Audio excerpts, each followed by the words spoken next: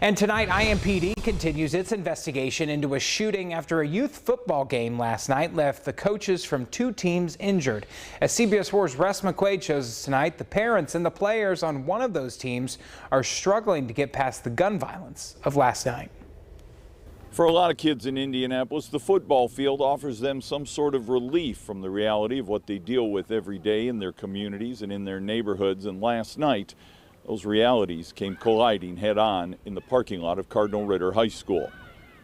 It was after the final whistle blew that gunfire echoed in the night as kids and parents and coaches were headed home.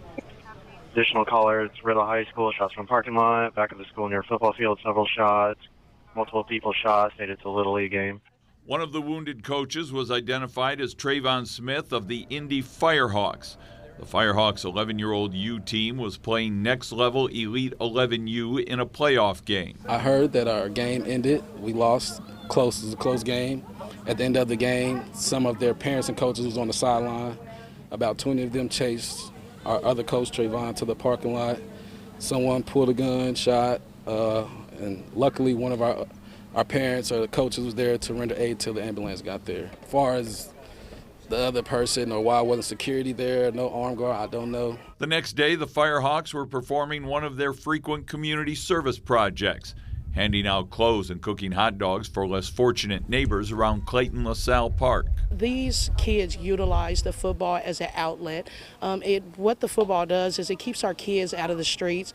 It keeps our kids off of the video games and more focused on doing something outside of, something that's wrong that could lead them down that wrong path. You have kids that go to sleep every night hearing gunshots. They can't go to certain parks because of gun violence. Before the shooting Saturday night, some of the Firehawks had played in a tournament game in Fort Wayne where there was stricter security. They had police there, security there, metal detectors there.